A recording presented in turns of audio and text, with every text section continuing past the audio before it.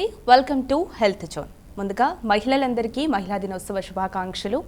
So ఈ మధ్య కాలంలో మనం ఎక్కువగా చూస్తున్న ప్రాబ్లం ఇన్ఫర్టిలిటీ, సంతానలేమి సమస్యలతో చాలామంది ఇబ్బంది పడుతున్నారు.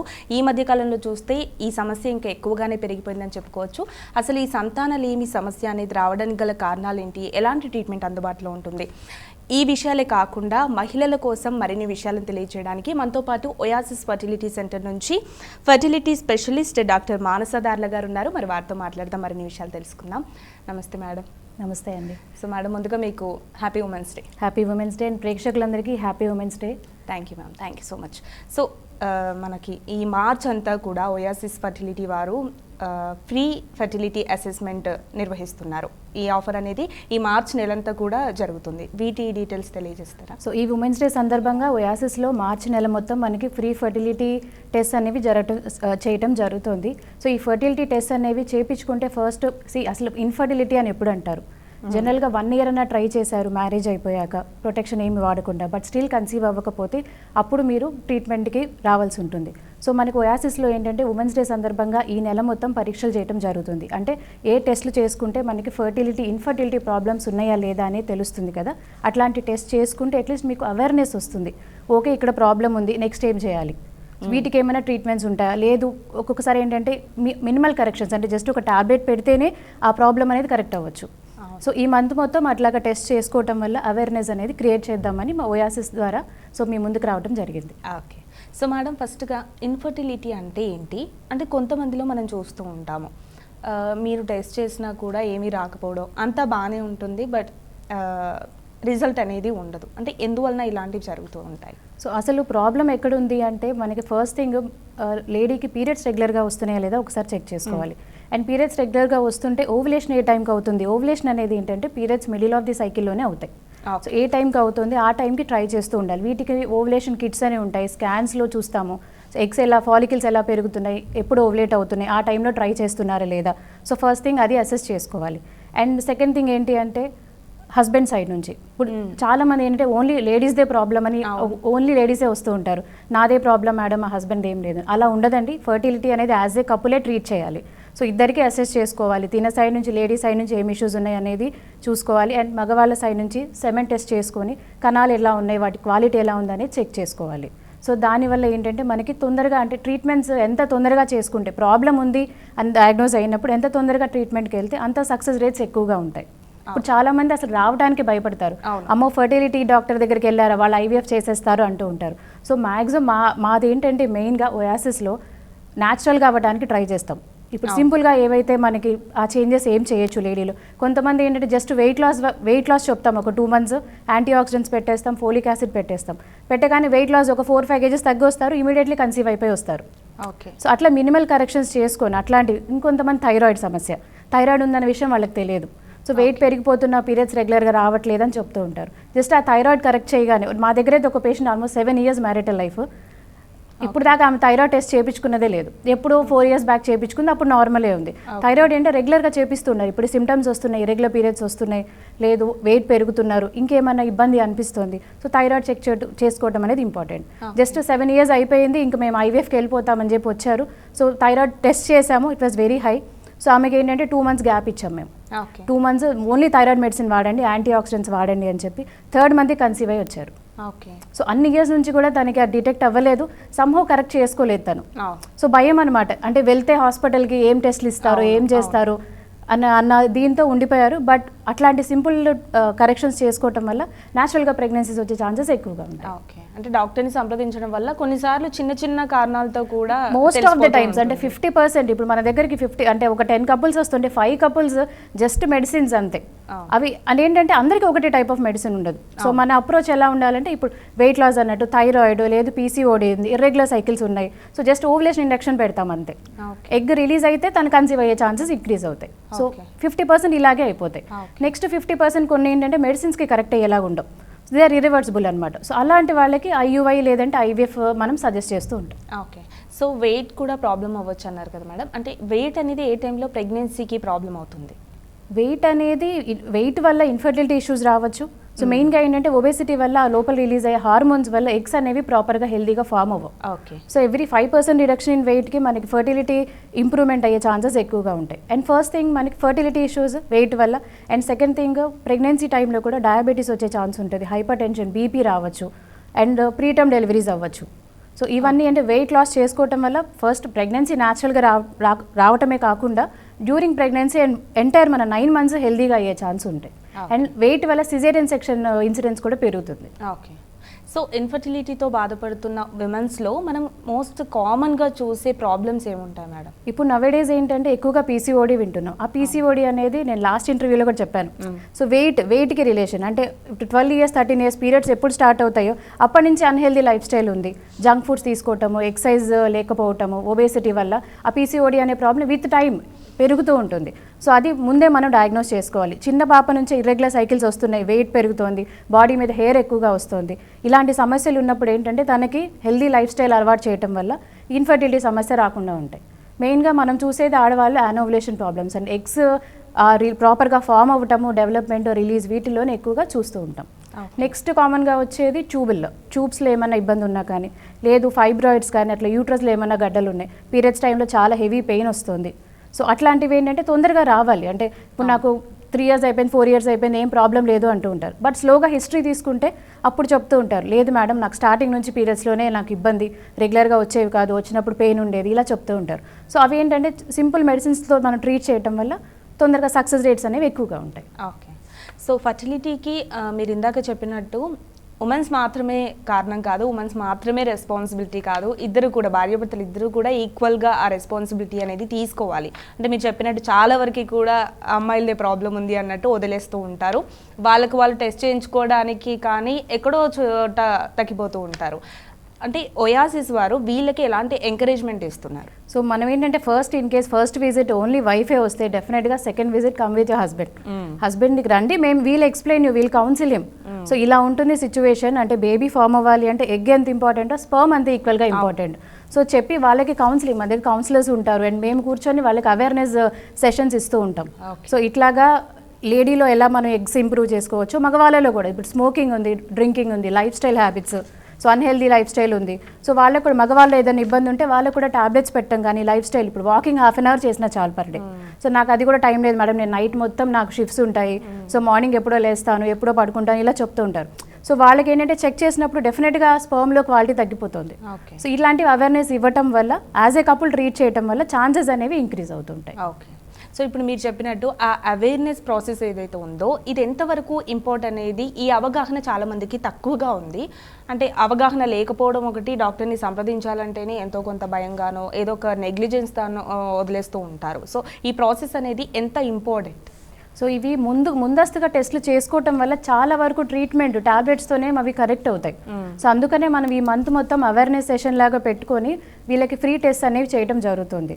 సో అవేర్నెస్ అనేది చాలా మందికి ఉండదు. అంటే అలాగా ఫర్టిలిటీ దగ్గరికి వెళ్ళిపోతే ఎన్ని థౌజండ్స్ అంటే ఎంత మనీ ఛార్జ్ చేస్తారు, ఏం చేస్తారు అనే భయం ఉంది. కాబట్టి అట్లీస్ట్ మనం ఫ్రీ సెషన్ కండక్ట్ చేస్తే ఎంతో కొంత తెలియని వాళ్ళు వచ్చి చూపించుకొని ఓకే ప్రాబ్లం ఉంది, ఇట్లా కరెక్ట్ చేసుకోవాలని అవేర్నెస్ ఉంటుందని ఈ మంత్ మనం క్యాంప్ పెట్టడం జరిగింది. ఓకే.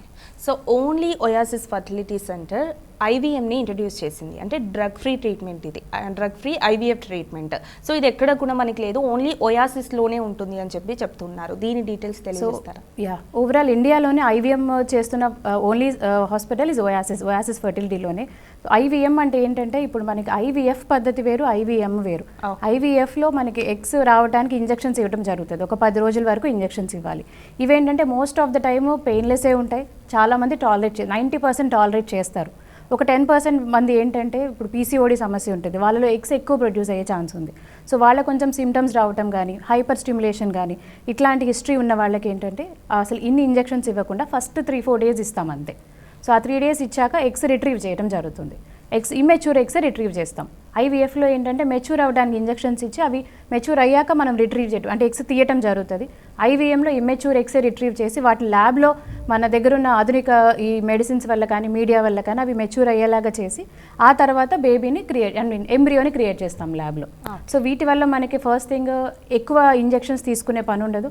అండ్ వీటి వల్ల వచ్చే సైడ్ ఎఫెక్ట్స్ ఎంతో కొంత, అందరికీ రావాలని లేదు సైడ్ ఎఫెక్ట్స్, బట్ కొంత గ్రూప్ ఆఫ్ పీపుల్లో ఏంటంటే ఈ మెడిసిన్స్కి సైడ్ ఎఫెక్ట్స్ వచ్చే ఛాన్స్ ఉండొచ్చు. సో అవి ఎవరికి ఇబ్బంది ఉంటుంది, ఎవరికి సైడ్ ఎఫెక్ట్స్ వస్తాయో అసెస్ చేసుకొని వాళ్ళకి మనం IVM పద్ధతి అనేది సజెస్ట్ చేస్తూ ఉంటాం. కాకపోతే ఏంటంటే ఎగ్స్ తక్కువ ఉంటే, ఎగ్స్ అయిపోతున్నాయి చాలా తక్కువ ఉన్న వాళ్ళకి IVM కొంచెం తక్కువ ఛాన్సెస్ ఉండొచ్చు. But number of eggs like follicles బాగున్న వాళ్ళకి IVM కూడా almost equal to IVF. Okay. So జనరల్గానే PCOS, PCOD ఉన్న వాళ్ళకి ఇన్ఫర్టిలిటీ ప్రాబ్లం అనేది ఎక్కువగా ఉంటుంది కదా మేడం, వీళ్ళకి ఈ IVM ఎంతవరకు బెనిఫిట్గా ఉంటుంది? సో ఈ PCOD వాళ్ళకి ఏంటంటే IVMలో కూడా మనకి almost similar number of eggs వచ్చే ఛాన్స్ ఉంది IVF లాగానే. సో వీళ్ళకి సైడ్ ఎఫెక్ట్స్ అనేవి తక్కువ ఉంటాయి, తక్కువ ఇంజెక్షన్స్ పడతాయి, లోపల ఓవరీస్లో జరిగే ఏమైనా ఇబ్బందులు ఉండి మెచ్యూరిటీ దాకా వెళ్ళలేకపోతే మనం బయట గ్రో చేస్తున్నాం కాబట్టి ఛాన్సెస్ మెచ్యూరిటీ ఇంక్రీజ్ అయ్యే ఛాన్స్ ఉంది, హెల్దీ బేబీ ఎంబ్రియో వచ్చే ఛాన్సెస్ ఎక్కువగా ఉన్నాయి. ఓకే. సో జనరల్గానే PCOD, PCOS అంటేనే పిల్లలు పుట్టరు అనే అపోహ అయితే ఉంటుంది మేడం, ఇది నిజంగా అపోహేనా, లేదు అంటే వీళ్ళలో కూడా పిల్లలు పుట్టే ఛాన్సెస్ 100% ఉంటాయి? PCODలో ఏంటంటే కొంచెం అసిస్టెన్స్ ఇంపార్టెంట్. ఇప్పుడు రెగ్యులర్గా పీరియడ్స్ రావట్లేదు, స్కాన్ చేయించుకున్నారు, స్కాన్లో PCOD అని తెలిసింది. సో అండ్ అమ్మాయి వెయిట్ ఉంది, సో వెయిట్ అంటే ఒబెసిటీ ఉంది, మనకి BMI క్యాలిక్యులేట్ చేస్తాం. BMI మోర్ దాన్ 25 ఉంటే ఫస్ట్ ఏం చెప్తామంటే 2 months ఎవ్రీ మంత్ వచ్చి మన దగ్గర డైటీషియన్ ఉంటారు, డైట్ ఫాలో అయ్యి వెయిట్ లాస్ అయ్యాకనే ట్రీట్మెంట్కి వెళ్ళమని చెప్తాం. సో ఇప్పుడు 80-90 kgs ఉంటే ట్రీట్మెంట్ ఇవ్వకూడదు, ఎందుకంటే ఆ వెయిట్ వల్ల కూడా వచ్చే సైడ్ ఎఫెక్ట్స్ అనేవి ఎగ్స్ మీద పడతాయి. So weight loss first treatment, ఆ తర్వాత కొన్ని యాంటీ ఆక్సిడెంట్స్ పెట్టి స్కాన్స్ చేసి చూస్తాం అసలు ఓవలేట్ అవుతుందా లేదా, ఎగ్ వస్తుందా లేదా అనేది. సో వన్స్ ఎగ్స్ వచ్చాక న్యాచురల్గా ట్రై చేయమని చెప్తాం. అలా ఒక 3 to 6 months ట్రై చేయొచ్చు. కాకపోతే ఏంటంటే నార్మల్గా కాకుండా కొంచెం అసిస్టెన్స్, ఏ టైంకి ఎగ్ వస్తుంది ఏంటి, అందరికీ ఇప్పుడు PCODలో రెగ్యులర్గా 14-15 daysకి రాకపోవచ్చు అందరిలాగా, సో 20 daysకి రావచ్చు, కొంతమందికి అర్లీగా అవ్వచ్చు, డిపెండ్స్. సో ఆ ఓవులేషన్ ట్రాక్ చేసుకొని ఆ టైంలో కలవమని చెప్తాం. అంతేగాని PCOD ఉన్నంత మాత్రాన ఏదో అయిపోతుందని కాదు. Most of the time 70% of PCOS patients మన జస్ట్ టాబ్లెట్స్తోనే కన్సీవ్ అయిపోతారు. రిమైనింగ్ 30%కి ఏంటంటే చూస్తాం ఇట్లా 3 months 6 months, కొంతమందికి సింపుల్ ట్రీట్మెంట్ సెట్ అవ్వదు, అంటే ఇంజెక్షన్స్ ఇచ్చినా కూడా ఎగ్స్ వచ్చినా కూడా ప్రెగ్నెన్సీ రాకపోవచ్చు. అట్లాంటి వాళ్ళకి మినిమం ఇంత పీరియడ్ చూసుకొని అప్పుడు IVF సజెస్ట్ చేస్తాం. ఓకే. సో ఈ ఫ్రీ ఫర్టిలిటీ అసెస్మెంట్లో AMH కూడా రికమెండ్ చేస్తున్నారు. What is AMH? So AMH అనేది ఒక బ్లడ్ టెస్ట్, అదేంటంటే పీరియడ్తో సంబంధం లేకుండా ఎనీ టైం ఏ టైంలో అయినా చేసుకోవచ్చు. సో అది that tells your egg number, eggs ఎలా ఉన్నాయి అనేది తెలుస్తుంది, ఎంత నెంబర్ ఉందని తెలుస్తుంది, దానికి ఒక మినిమం వాల్యూ ఉంటుంది. సో ఆ వాల్యూ కంటే తక్కువ ఉంది అంటే ఎగ్స్ తగ్గిపోతున్నాయి అని అర్థం. సో ఏజ్తో సంబంధం లేకుండా నవేడేస్ ఇప్పుడు 28-30 yearsకి ఎగ్స్ అయిపోతున్న వాళ్ళని చూస్తున్నాం. అంటే అవి ఏంటంటే భయపడితే మనకి లేడీస్లో ఎగ్స్ ఫార్మేషన్ అనేది జరుగుతుంది. సో కొంతమందికి ఎగ్స్ భయపడితే తక్కువ ఫామ్ అయితే 25-28కి ఎగ్స్ తగ్గిపోవడం జరుగుతుంది. సో AMH బాగానే ఉంటే that means me egg reserve బాగానే ఉంది, యూ హ్యావ్ టైం. సో ఏ టైంలో ఎట్లా చేయాలి, ఏమేమి మెడిసిన్స్ వాడాలని సజెస్ట్ చేస్తామన్నమాట. అండ్ ఇన్ కేస్ ఎగ్స్ తగ్గిపోతున్నాయి, బాగా లోగా ఉందనుకోండి, వాళ్ళకి చూస్తాం ఎన్ని ఇయర్స్ అవుతుంది మ్యారిటల్ లైఫ్, ఇంకేమన్నా ఇష్యూస్ ఉన్నాయా అని. సో దాన్ని బట్టి వాళ్ళకి IUI, IVF సజెస్ట్ చేయడం జరుగుతుంది. సో ఆ బ్లడ్ టెస్ట్ కూడా ఇప్పుడు మనకి ఈ మంత్ ఉచితంగా చేయడం జరుగుతుంది. ఓకే. సో ఈ ఫర్టిలిటీ ట్రీట్మెంట్కి వచ్చిన కపుల్స్కి మెయిన్గా ఈ భార్య భర్తల్లో ముందుగా ట్రీట్మెంట్ కన్నా ముందు కూడా అండర్స్టాండింగ్ లెవెల్స్ అనేవి చాలా ఇంపార్టెంట్ కదా మేడం, ఒకరు ఎలా అర్థం చేసుకుంటున్నారు అనేది చాలా ఇంపార్టెంట్, అది డాక్టర్కి కూడా ఈజ్ అవుతుంది కదా. సో వీళ్ళకి మీరు ఎలాంటి మోటివేషన్ ఇస్తూ ఉంటారు? సో మన దగ్గర ఏంటంటే కౌన్సిలింగ్ సెషన్స్ ఉంటాయి, అవేర్నెస్ సెషన్స్ ఉంటాయి. సో యాజ్ ఏ కపుల్లో ఎలాగ ట్రీట్మెంట్ అంటే ఇది అంటే వేరే ఇప్పుడు లివర్ ప్రాబ్లమ్, కిడ్నీ ప్రాబ్లమ్ అయితే మెడిసిన్ పెడతాం తగ్గిపోతాయి. సో ఈ ఫర్టిలిటీ ఏంటంటే యాజ్ ఏ కపుల్లో వాళ్ళ మధ్యలో ఇంటరాక్షన్ ఎలా ఉంది, వాళ్ళకి స్ట్రెస్ లెవెల్స్ ఎలా ఉన్నాయి, వాళ్ళ లైఫ్ స్టైల్ ఎలా ఉంది, మెడిసిన్స్ కంటే మెయిన్గా ఏంటంటే ఈ స్ట్రెస్ లెవెల్స్, ఇవి లైఫ్ స్టైల్ అనేవి చేంజెస్ చేసుకున్నాకనే ట్రీట్మెంట్స్ అనేవి సజెస్ట్ చేయడం జరుగుతుంది. యాజ్ ఏ పేషెంట్ లాగా ట్రీట్ చేయం ఈ ఫర్టిలిటీని, అందుకనే we call them fertility couple, అంటే పేషెంట్స్ అని మాట్లాడడం అనమాట. సో ఇన్ కేస్ ఏదైనా ఇష్యూస్ ఉన్నాయి అంటే we have counsellor sessions. So counselling తీసుకొని వాళ్ళకి ఏమైతే ఉన్నాయి, ఏం స్ట్రెస్ లెవెల్స్ ఉన్నాయి, ఆడవాళ్ళు ఏంటంటే అని చెప్పుకోలేరు. సో చాలామంది వచ్చి మాకు చెప్తూ ఉంటారు. సో మన దగ్గర ఏంటంటే సైకాలజిస్ట్ ఉంటారు, వాళ్ళు ఒక్కసారి అసెస్ చేసుకొని ఇంకేమైనా తనకి నీడ్ ఉంటే తనకి సెషన్స్ ఇస్తూ ఉంటాం. ఇచ్చి వాళ్ళు వన్స్ సెట్ అయ్యాక ట్రీట్మెంట్ స్టార్ట్ చేస్తే మనకి రిజల్ట్స్ అనేవి 100% ఉంటాయి. ఓకే. సో జనరల్లీ మనకి పిల్లలు లేరు అనేది ఒక పెద్ద బాధగా కన్సిడర్ చేస్తూ ఉంటారు. సో అట్లాంటి టైంలో డాక్టర్ని సంప్రదించడానికి కూడా చాలామంది ఇబ్బంది పడుతుంటారు, చాలా రకాల కారణాలు ఉండొచ్చు. ఇంకా IUI, IVF అనగానే అమ్మో అనే ఒక చిన్న భయం ఉంటుంది కదా, అసలు IUI ఎవరికి ప్రిఫర్ చేస్తారు, IVF ఎవరికి ప్రిఫర్ చేస్తారు? సో ఐయుఐ అంటే మీరు అన్నట్టు ఇందాక అన్ఎక్స్ప్లెయిన్ ఇన్ఫర్టిలిటీ. ఇప్పుడు అంతా బాగానే ఉంది, 3 years 4 years అయిపోయింది మ్యారేజ్ అయిపోయి, ఎక్కడ ప్రాబ్లం తెలియలేదు, ట్యూబ్స్ చెక్ చేసుకున్నారు, రెగ్యులర్గా పీరియడ్స్ వస్తున్నాయి, బాగానే ఉంది, యూట్రస్ థిక్నెస్ అంతా బాగానే ఉంది, స్పర్మ్ కౌంట్ బాగానే ఉంది, సో నాకేం ప్రాబ్లం లేదు అని 3-4 years వెయిట్ చేస్తున్న వాళ్ళు కూడా ఉన్నారు. బట్ ఏంటంటే కొంత ఇంటర్వెన్షన్, ఒక చిన్న మనకి ఐయుఐ పద్ధతి ద్వారా ట్రై చేసుకుంటే అన్ఎక్స్ప్లెయిన్ ఇన్ఫర్టిలిటీలో సక్సెస్ రేట్స్ అనేవి ఎక్కువగా ఉంటాయి. And second thing, husband side ఏదైనా ఇష్యూ ఉంది, లైక్ కలవలేకపోతున్నారు, ఎరెక్టైల్ ప్రాబ్లమ్స్ ఉన్నాయి రెగ్యులర్గా, ఓకే, అండ్ కౌంట్ కణాలు స్పర్మ్ ఏదైతే కదలిక ఉందో అవి తక్కువ కనిపిస్తున్నాయి, అట్లాంటి వాళ్ళకి ఏంటంటే ఐయుఐ ద్వారా మనకి ఛాన్సెస్ ఎక్కువ ఉంటాయి. ఐవీఎఫ్ ఏంటంటే ఇప్పుడు నెక్స్ట్ లెవెల్ ఇంకా. సో ఇప్పుడు మనకి న్యాచురల్కి ఐవీఎఫ్కి మధ్యలో ఐయుఐ ఉంటుంది. Okay, so almost like natural ప్రెగ్నెన్సీని ఐయుఐ కూడా, దాని గురించి భయపడాల్సిన పని లేదు. కాకపోతే ఏంటంటే మనం గుడ్ స్పర్మ్స్ యూట్రస్లో డైరెక్ట్గా ట్రాన్స్ఫర్ చేస్తాం, సో అది ఐయుఐ అంటారు. ఐవీఎఫ్ ఏంటంటే నెక్స్ట్ ఇక ఎగ్స్ తగ్గిపోతున్నాయి, ఇందాక నేను అంటే ఏమే చెక్ చేసుకున్నాము, బాగా లో నెంబర్ ఉంది, సో అలాంటి వాళ్ళకి న్యాచురల్గా ట్రై చేయడం సజెస్ట్ చేయం. ఓకే, సో అప్పుడు వాళ్ళకి ఐవీఎఫ్ సజెస్ట్ చేస్తుంటాం. లేదు స్పర్మ్ కౌంట్ 0 ఉంది, స్పర్మ్స్ అసలు కనిపించట్లా టెస్ట్ చేసుకుంటే, లేదు మొటిలిటీ బాగా తక్కువ ఉంది, 30-40% ఉండాల్సింది 5%, 3% కదులుతున్నాయి, అట్లాంటి వాళ్ళకి ఐవీఎఫ్ సజెస్ట్ చేస్తాం. అంటే మనం ఎగ్స్ తీస్తున్నాం బయట ల్యాబ్లో, బేబీ అంటే ఎంబ్రియోని రెడీ చేస్తున్నాం 5 daysకి 3 daysకి, అవి మనం బేబీని మళ్ళీ ఎంబ్రియోని వెనక్కి పెడుతున్నాం, అది ఐవీఎఫ్ పద్ధతి. సో సక్సెస్ రేట్స్ పరంగా చూసుకుంటే ఐయుఐకి కొంచెం సక్సెస్ రేట్ తక్కువే ఉంటుంది compare to IVF. Worldwide దేసే 20% 25% అంటాం ఐయుఐకి. ఐవీఎఫ్కి ఏంటంటే 60-70% దాకా, మన ఒయాసిస్లో సక్సెస్ రేట్స్ ఆర్ ఆల్మోస్ట్ 70% దాకా ఉన్నాయి. ఎందుకంటే ఇప్పుడు నేను చెప్పినట్టు రాగానే మందులు ఇచ్చేసి ఆ ఐవీఎఫ్ అని కాదు, సో వాళ్ళ ఇష్యూస్ ఏమున్నాయి, కన్సర్న్స్ ఏమున్నాయి, ఒబేసిటీ అన్న లేదు, షుగర్ ఉంది, కొంతమందికి ఫస్ట్ టైం వస్తారు 32-33 years ఉంటారు, షుగర్స్ లెవెల్స్ చాలా హై ఉంటాయి, సో ఆ షుగర్స్ తగ్గించి ఇలాంటివన్నీ ఎక్స్ట్రా అవన్నీ ట్రీట్ చేసుకొని అప్పుడు మనం ఐవీఎఫ్కి వెళ్తున్నాం కాబట్టి ఛాన్సెస్ అనేవి పెరుగుతాయి. ఓకే, సో ఇందాక మనం చెప్పుకున్నట్టు మేడం, ఈ రోజుల్లో ఇన్ఫర్టిలిటీ ప్రాబ్లమ్స్ అనేవి చాలా ఎక్కువగా పెరిగిపోయాయి. అంటే ఎందువలన అనుకోవచ్చు? లేట్ మ్యారేజెస్ అవ్వచ్చా, లేదంటే ఏజే మెయిన్ ఫ్యాక్టర్ అయ్యి ఉండొచ్చా, లేదు అంటే లైఫ్ స్టైల్ మోడిఫికేషన్ అయ్యి ఉండొచ్చా? మోస్ట్లీ ఏజే. సో ఇప్పుడు 30 ముందు ప్లాన్ చేస్తున్న వాళ్ళకి, 30-35 దాటాక ప్లాన్ చేస్తున్న వాళ్ళకి, ఆడవాళ్ళలో ఏజ్ వల్ల డిఫరెన్సెస్ వస్తాయి. ఎందుకంటే ఇందాక చెప్పినట్టు ఎగ్స్ అనేది బై బర్త్ ఫామ్ అవుతాయి, సో మీరు 35 అయితే మీ ఎగ్ ఏజ్ కూడా 35 ఉంటుంది, సో వాటి వల్ల చేంజెస్ అనేవి ఇర్రివర్సిబుల్ చేంజెస్. సో ఇప్పుడు 40 వచ్చాక నేను లైఫ్ స్టైల్ చేంజ్ చేసుకుంటాను, నేను వెయిట్ ఉన్నాను ఇప్పుడు తగ్గుతాను అంటే అవి ఇర్రివర్సిబుల్ అయిపోతాయి ఆ టైంకి. సో ఇవన్నీ ఏంటంటే ఏజ్ ఉన్నప్పుడు ప్లాన్ చేసుకుంటే, చాలామంది కెరియర్ అని చెప్పి ఇప్పుడు 35 తర్వాతే ప్లాన్ చేస్తున్నాం పిల్లలు అంటారు. అలాంటి వాళ్ళు ఏంటంటే ఒకసారి అసెస్ చేసుకోవాలి, అంటే లైక్ ఫర్టిలిటీ కానీ ఎక్కడైనా గైనిక్ డాక్టర్ దగ్గరికైనా వెళ్ళి, సో తన రిజర్వ్ ఎలా ఉంది, ఎగ్స్ ఎలా ఉన్నాయి, యూట్రస్లో ఏమైనా ఇష్యూస్ ఉన్నాయి అవి చూసుకోవాలి. సో అవన్నీ చూసుకొని హస్బెండ్ సైడ్ కూడా చూసుకొని అప్పుడు మేము చెప్తాం, మేము గైడ్ చేస్తాం, ఓకే మనకు టైం ఉంది, నో ఇష్యూస్, మీకు మీరు వెయిట్ చేయొచ్చు అని. ఇప్పుడు కొంతమంది ఏంటంటే యూఎస్ వెళ్ళిపోతున్నారు, 28కి వెళ్ళిపోతారు, 35కి మ్యారేజ్ ప్లాన్ చేసుకుందాం అనుకుంటారు, లేదు 40కి కూడా వస్తున్నారు, సో వాళ్ళకి ఏంటంటే ఎగ్ ప్రిజర్వేషన్ చెప్తాం.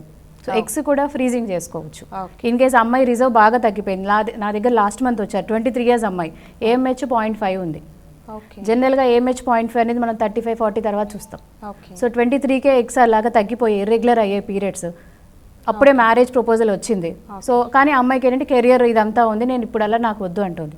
సో హస్బెండ్ తర్వాత మ్యారేజ్ అయ్యాక they came to us as a couple వచ్చారు, సో ఇవన్నీ డిస్కస్ చేసాము, ఎగ్స్ ఫ్రీజ్ ఎంబ్రియోస్ ఫ్రీజ్ చేయించుకున్నారు, చేయించుకొని సో మళ్ళీ ఒక 4-5 years తర్వాత అవే మళ్ళీ ఇన్కేస్ న్యాచురల్గా అవ్వలేదు అనుకోండి, సపోజ్ 30కి ప్లాన్ చేసింది అవ్వకపోతే ఇవే ఎంబ్రియోస్ మనం ఫ్రీజింగ్ చేసుకోవచ్చు, న్యాచురల్గా అందితే దట్స్ ఓకే. సో కాలర్ ఉన్నారు మేడం, మాట్లాడదాం. హలో హలో నమస్తే అండి, మీ పేరు? నా పేరు లలిత అండి. ఎక్కడి నుంచి కాల్ చేస్తున్నారు? నేను బీహార్ పాట్నా నుండి వస్తున్నాను. ఓకే అండి, మీ ప్రాబ్లం ఏంటో చెప్పండి, మేడం ఉన్నారు మాట్లాడండి. నమస్కారం మేడం. హలో, హాయ్ అండి, చెప్పండి. అయితే మేడం నాకు 46 years ఇప్పుడు, ఓకే, అయితే ఏంటంటే 2 సంవత్సరాలు అయ్యాయి, మంత్ వస్తలేదండి. మంత్స్ పీరియడ్స్ రావట్లేదా? నెల రావట్లేదు, నెల రావట్లేదు. ఓకే, ఇంకా వేరే ఇబ్బందులు ఏమైనా ఉన్నాయా? ఇబ్బందులు అంటే ఏం లేదని అప్పుడప్పుడు అంటే వీక్గా ఫస్ట్ ఉన్నలా లేదు బాడీ, కొంచెం వీక్ అలసిపోతుంది అన్నట్టు. పిల్లల కోసం ఏమైనా ప్లాన్ చేస్తున్నారా? ఏం లేదుగా. మా పిల్లలు పెద్దగా ఉందండి. ఓకే, సో నెలసార్లు ఇబ్బంది అని చెప్పి కాల్ చేశారు. సో ఒక్కసారి ఏంటంటే మీరు పరీక్షలు చేయించాలి, బ్లడ్ టెస్ట్ చేయించుకొని పీరియడ్స్ ఏమైనా ఆగిపోతున్నాయి, మెనోపాజ్లోకి వెళ్తున్నారా లేదా అనేది చెక్ చేయించుకోవాలి.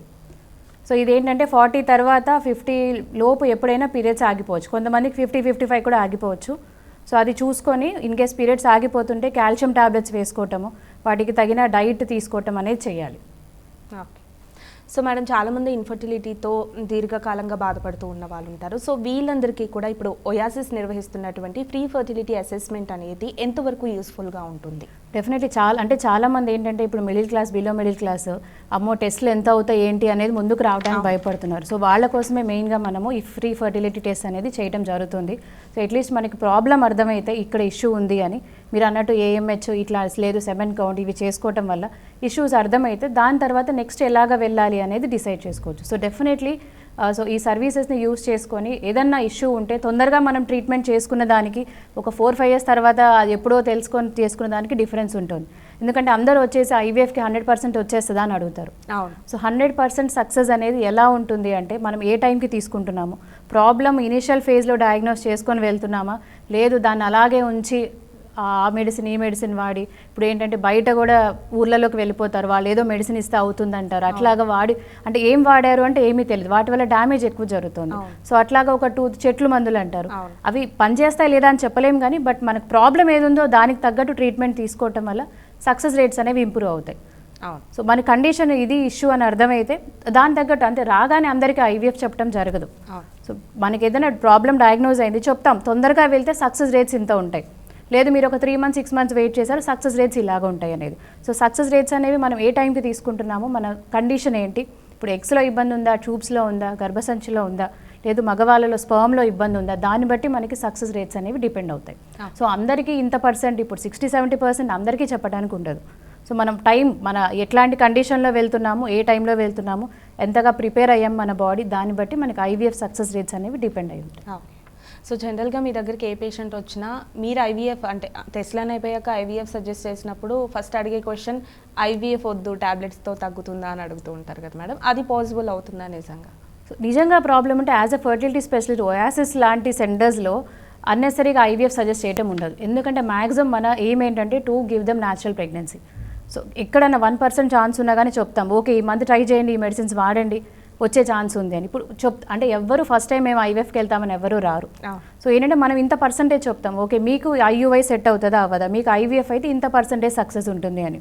సో కొంతమంది ఏంటంటే నాకు ఫ్యామిలీ ప్రెషర్ ఉంది, సో నేను తొందరగా కన్సీవ్ అవ్వాలి, నాకు ఏదో ఒకటి మీరు ఐవీఎఫ్ బెటర్ సక్సెస్ రేట్ ఉంటే గో హెడ్. కొంచెం అవేర్నెస్ ఉన్న వాళ్ళు ఏంటంటే ఎడ్యుకేటెడ్ అవేర్నెస్ ఉన్న వాళ్ళు వెళ్ళిపోతున్నారు. కొంతమందికి ఏంటి అమ్మ మావే పెడతారా అని అడుగుతారు. సో ఇప్పుడు అలాగా మూవీస్లో చూపించేసినట్టు అవేవో జరగటం అనేది 100% ఉండదు. మనకేంటంటే 3 చెక్స్ ఉంటాయి ఒక్కొక్క గ్యామెట్ యూస్ చేసేటప్పుడు. సో అవన్నీ ఏంటంటే ఆ మూవీస్లో జస్ట్ స్టోరీస్ కోసం క్రియేట్ చేయటమే కానీ నిజంగా వేరే వాళ్ళవి పెట్టేయటాలు ఇవన్నీ జరగవు. నిజంగా కొంతమంది ఏంటంటే అసలు స్పర్మ్ కణాలు లేకపోయినా కూడా మనం టెస్టిస్ నుంచి స్పర్మ్ తీసి ఎగ్లో పెడుతున్నాం. అంటే ఇంకా మైక్రోటీజీ అని, టీజా అని ఇలా నెంబర్ ఆఫ్ ఇంటర్వెన్షన్స్ వచ్చాయి. లేదు వారికోసిల్ ఇబ్బంది ఉంది, వారికోసిలెక్టమీ చేశాక చూస్తాం మళ్ళీ ఇంప్రూవ్ అవుతుందా లేదా అనేది. సో ఇలా ఉంటుంది. ఓకే, నెక్స్ట్ కాల్ తీసుకుందాం మేడం. హలో హలో, నమస్తే అండి, మీ పేరు? మా పేరు యామిని అండి. ఎక్కడి నుంచి కాల్ చేస్తున్నారు? శ్రీకాకుళం. డాక్టర్ గారితో మాట్లాడండి, మీ ప్రాబ్లం ఏంటో అడగండి. అలాగే. హలో చెప్పండి లావణ్య గారు. హలో హలో హలో వినిపిస్తుందా? యా, ప్రెగ్నెన్సీ కోసం మేడం. ఓకే, ఎక్కడ ఉంటారమ్మా? ఇంటి దగ్గర మేడం, శ్రీకాకుళం. అమ్మ కొంచెం క్లియర్గా మాట్లాడండి, అర్థం కావట్లేదు. శ్రీకాకుళం మేడం. సారీ, ఎక్కడ? శ్రీకాకుళం. శ్రీకాకుళం. శ్రీకాకుళం. ఓకే, మీ సమస్య ఏంటో చెప్పండి. ప్రెగ్నెన్సీ మేడం, అంటే పీసీఓడి అని చెప్పారు, ట్రీట్మెంట్కి వెళ్ళాము. ఓకే, PCOD ఎన్ని సంవత్సరాల నుంచి చేయించుకుంటున్నారు? చెప్పారు, మెడిసిన్ యూజ్ చేశాను, వెయిట్ కూడా లాస్ అయ్యాను. ఓకే, మీ ఏజ్ ఎంత? ఆ తర్వాత మెడిసిన్ అంతా యూజ్ చేసాం. ఇక ఏమో మా హస్బెండ్ లో కూడా ప్రాబ్లం లేదు, నాలో కూడా ప్రాబ్లం ఏం లేదన్నాడు. ఓకే, ఐయుఐ ఏమైనా ట్రై చేశారా? లేదు మేడం. ఇప్పుడు న్యాచురల్గా అందట్లేదు, మెడిసిన్స్ వాడాము అనుకున్నప్పుడు నెక్స్ట్ స్టెప్కి మూవ్ ఆన్ అవ్వండి. ఐయుఐ అని ఉంటుంది, ఇప్పుడు మనకు వైజాగ్లో కూడా మన సెంటర్ ఉంది, శ్రీకాకుళం అంటున్నారు కదా, ఒకసారి వైజాగ్ ఒకసారి మీరు ఫర్టిలిటీ స్పెషలిస్ట్ని కన్సల్ట్ అవ్వండి, మీకు సరైన పద్ధతిలో గైడ్ చేస్తారు. సో ఓకే మేడం, ఫైనల్గా ఇంకొక చిన్న క్వశ్చన్. ఉమెన్స్ డే సందర్భంగా అంటే అందరు మహిళలకి ఇచ్చే మీరు ఇచ్చే సలహా, అంతేకాకుండా అంటే న్యూలీ మ్యారీడ్ కపుల్ కావచ్చు లేదా 1 year అయ్యి ఉండొచ్చు, ముందుగా ప్రెగ్నెన్సీ ప్లాన్ చేసుకునే ముందుగా వాళ్ళు ఎలాంటి జాగ్రత్తలు తీసుకోవాలి, ఎలాంటి లైఫ్ స్టైల్ ఉండాలి వాళ్ళకి? So newly married couple pregnancy plan చేస్తున్నారు అంటే ముందస్తుగా ఫోలిక్ యాసిడ్ టాబ్లెట్స్ వాడాల్సిందే కంపల్సరీ. అట్లీస్ట్ ఒక 2-3 months ప్రయర్ నుంచి అయినా వాడమని చెప్తాం. అండ్ సెకండ్ థింగ్ ఏంటంటే బేసిక్ టెస్ట్లు లైక్ హెచ్బి, బ్లడ్ పర్సంటేజ్ ఎంత ఉంది, థైరాయిడ్ ఏమైనా ఉందా, బ్లడ్ గ్రూప్ ఏంటి, ఓకే, అండ్ షుగర్ టెస్ట్లు ఇవి చేసుకోవాలి. సపోజ్ వెయిట్ ఉన్నారనుకోండి, అట్లీస్ట్ ఇప్పుడు తన హైట్కి తగ్గట్టు వెయిట్ ఉన్నారా లేదా చెక్ చేయించుకొని, బిఎంఐ చెక్ చేసుకొని, సో అది కరెక్ట్గా ఉంటే ఓకే, లేదంటే కొంచెం ఒక 2-3 months వెయిట్ లాస్కి ప్లాన్ చేసి లైఫ్ స్టైల్ చేంజెస్ చేసుకొని ఆ తర్వాత ప్రెగ్నెన్సీ ప్లాన్ చేసుకుంటే, అండ్ ప్రెగ్నెన్సీ 9 months హెల్దీగా ఉంటుంది, అలాంగ్ విత్ దట్ బేబీ కూడా హెల్దీగా వచ్చే ఛాన్సెస్ ఉంటాయి. ఇప్పుడు లేదు షుగర్ ఉంది, ప్రెగ్నెన్సీ వచ్చాక వస్తుంటారు షుగర్ ఉంది అని, ఈ లోపే డయాగ్నోజ్ అయ్యే లోపే ఫస్ట్ 3 monthsలోనే బేబీ ఆర్గాన్స్ అన్నీ ఫామ్ అయిపోతాయి. సో అవి ఆ షుగర్ వల్ల ఎఫెక్ట్ ఎంతో కొంత ఉంటుంది. సో అలాగా తెలుసుకొని కంగారు పట్టడం కంటే ముందస్తుగా ప్లాన్ ఉన్నప్పుడు ఇవన్నీ చేసుకుంటే, ఇవాల్యుయేషన్ చేయించుకొని అంతా ఓకే ఉన్నప్పుడు ట్రై చేయటం అనేది బెటర్.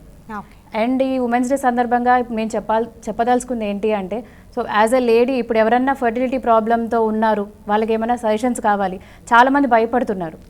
సో మీరు ఎప్పుడైనా ట్రీట్మెంట్ తీసుకున్నారు, ఎవరైనా తెలిసిన వాళ్ళు ఉన్నారనుకుంటే సరైన పద్ధతిలో గైడ్ చేయటం అనేది యాజ్ ఎ లేడీ ఇంకొక లేడీకి హెల్ప్ చేయడం. ఎందుకంటే ఇప్పుడు మా దగ్గర వస్తారు ట్రీట్మెంట్స్కి, మేడం మా అత్తయ్య వస్తుంది, మా అత్తయ్యకి చెప్పకండి, నాకు ట్రీట్మెంట్ అయిందని నాకు చెప్పకండి, మా అత్తయ్య ఇంకా అదే అంటుంది, భయం. సో ఏంటంటే మనము యాజ్ ఎ లేడీ ఎంత సఫర్ అవుతుంటాను అనేది అర్థం చేసుకొని తనకి మోరల్ సపోర్ట్, ఎమోషనల్ సపోర్ట్ అనేది ఈ జర్నీలో చాలా ఇంపార్టెంట్. సో అలా ఇవ్వటం వల్ల ఏంటంటే తనకు కూడా she'll have that sense of satisfaction. భయపడుతూ ఇప్పుడు మదర్ బాగానే ఉంటుంది, ఇప్పుడు పేషెంట్ వాళ్ళ మదర్ వస్తారు మోస్ట్ ఆఫ్ ద టైమ్స్ మా దగ్గరికి, అత్తమ్మని తీసుకురాలేను నేను, నన్ను ఏదో ఒకటి అంటారు అంటారు. సో మనం ఏంటంటే యాజ్ ఎ లేడీ కొంచెం మనం కన్సర్న్ చూపించి తనకి ఇంకేమన్నా ఎమోషనల్ సపోర్ట్ కావాలి అనేది మనం గైడెన్స్ ఇస్తే, so that will be definitely helpful to the lady. So మగవాళ్ళలో ప్రాబ్లం ఉన్నా కూడా సో తిననే అంటూ ఉంటారు. సో అదేంటంటే మన పిల్లలు అనుకొని వాళ్ళకి సపోర్ట్ ఇవ్వటం వల్ల, ఎందుకంటే మోస్ట్ ఆఫ్ ద టైం నా దగ్గర 10 patients వస్తే 8 మంది ఇదే కంప్లైంట్ చెప్తారు, ఎక్కడికి ఫంక్షన్స్కి వెళ్ళలేకపోతున్నాము, సో అందరూ నన్నే అంటున్నారు, నాది కాదు మేడం ప్రాబ్లం, నేను చెప్పలేకపోతున్నాను అంటారు. సో ఏంటంటే ఇంకొక పక్కన లేడీతో షేర్ చేసుకునేలాగా ఉండి, సో ఇట్లా హెల్ప్ చేసుకుంటే మనలో మనమే హెల్ప్ చేసుకుంటే ఏంటంటే ఎమోషనల్ సపోర్ట్ వల్ల ఎంతో కొంత వాళ్ళకి కాన్ఫిడెన్స్, ధైర్యం ఇవ్వచ్చు. సో ఈరోజు ఇన్ఫర్టిలిటీ ప్రాబ్లమ్స్ గురించి ఎలాంటి ట్రీట్మెంట్ అందుబాటులో ఉంటుంది, అలాగే లేడీస్ అందరూ కూడా తీసుకోవాల్సిన జాగ్రత్తల గురించి చాలా వివరంగా తెలియజేశారు. Thank you so much. Thank you అండి. సో చూసారు కదా, ఇది ఇవాల్టి హెల్త్ జోన్. మరొక ఎపిసోడ్తో మళ్ళీ కలుద్దాం. అంతవరకు సెలవు, నమస్కారం.